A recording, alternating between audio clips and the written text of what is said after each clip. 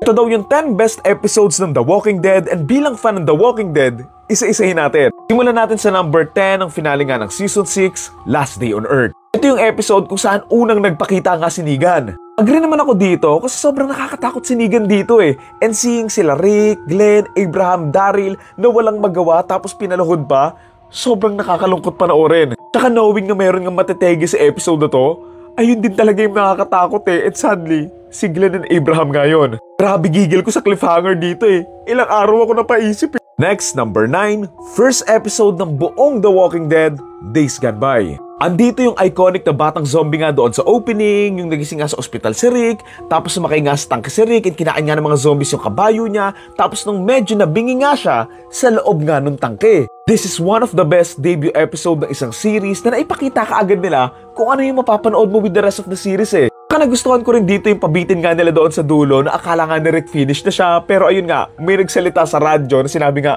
"You in the tank? Cozy in there." Plus yung tugtog. Yay! Next, number 8, first episode ng Season 5, No Sanctuary. Yes! Sobrang iconic and memorable ng episode na to kasi sobrang tagal kong inintay kung anong mangyayari kanila Rick eh. Ang intense dito na tumatakas na sila tapos sobrang daming zombie sa paligid. Siguro medyo nasayangan lang ako sa potential nito kasi maganda sana kung mas matagal sila sa terminus eh. Pero ayun, it is what it is. Ito yung episode na tumakas nga sila Rick nung hinuli at kinulong nga sila ng mga taong nasa terminus na gagawin silang panglaban siya. Kung wala si Carol dito, baka tapos na yung series. Baka ginawa na sila mga minudo tsaka pang adobo. Saka andito nga rin yung iconic line nga ni Rick doon sa palakol niya na may red nga na handle na ayun nga yung gagamitin niya pang-tegi nga doon sa leader ng terminus nung nahuli nga nila. Okay, next number 7, Season 8, Episode 9, Honor. Honestly dito, yes, dito nga nategi si Carl, pero the episode is kinda weak for me kasi parang hindi pa naman niya deserve na mategi. Dito yung episode na meron ngang flashback sa last few days nga ni Carl, tapos kung paano nga nag-goodbye nga si Rick sa kanya, and sobrang nakakainis talaga. Alam mo yung nakakainis? Yung niligtas ni Carl, kaya nga siya naging zombie din agad after a few episodes. Like what? Para saan pa yung... Pero siguro importante din talaga tong episode na to kasi nga, eto rin yung nag-shape kay Rick kung paano nga niya tatapusin yung laban niya kay Negan.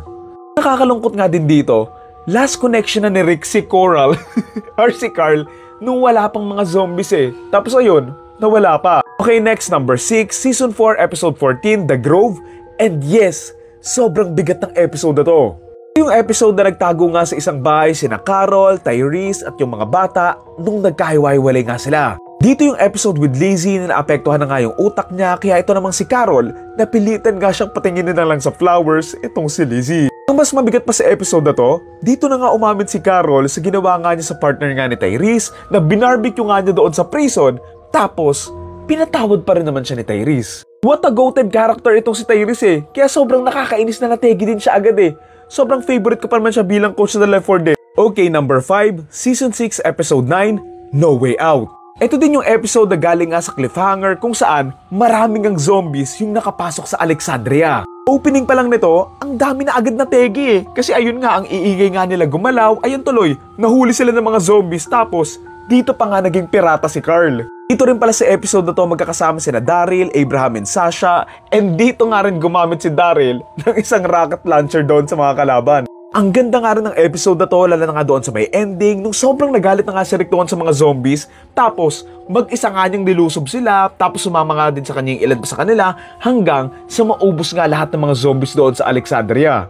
Okay, number 4, finale ng Season 4, A.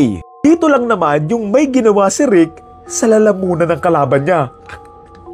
Pinakita nga dito na Rick kung ano yung gagawin ng isang tatay kung merong ginawang masama sa anak niya. Banggit ko kanina yung pagtakas nga nila sa terminus, pero yung episode na to, eto naman din yung pagdating nga nila. Favorite scene ko dito nung biglaan na lang lumaban si Rick nung na-realize nga niyang may mali, nung napansin nga niya na yung ilang mga gamit nila Glenn, suot-suot nung ilan sa mga tao nga dito sa terminus. Natutuwa pa ako dito kay Daryl kasi hindi na need mag-explain na Rick.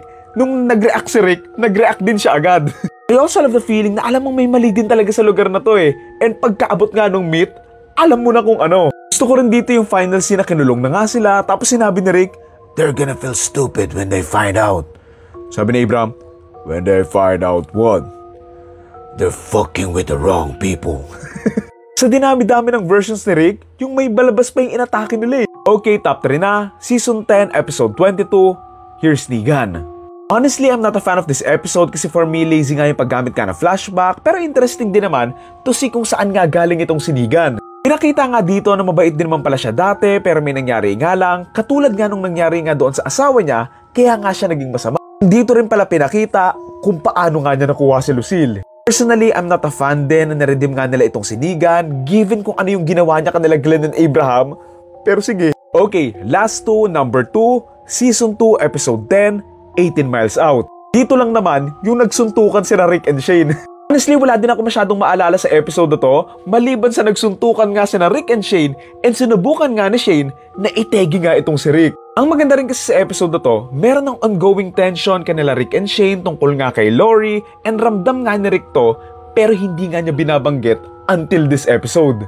Dito marirealize ni Rick na hindi talaga lulubayan ni Shane si Lori, dagdag mo pang unti-unti na ngang nababaliw itong si Shane. Ang medyo ironic nga lang din dito, yung version ni Shane na kinakaayawan nila, halos naging ganyan din si Rick papunta doon sa mga later seasons eh. Sadyang, mas maaga lang talagang na-develop itong si Shane sa mundo ng mga zombies. Okay, ang number 1 nila, Season 3, Episode 4, The Killer Within.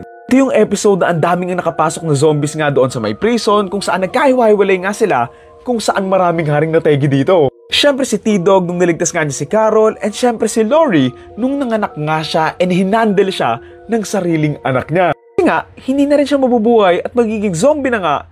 So of course, yung anak lang niya yung dapat mangtegi sa kanya. Ito rin yung nangyari kung bakit nabalo ng saglit itong si Rick eh. And oo, dito sa episode din pala na to, galing yung iconic na meme. Oh no!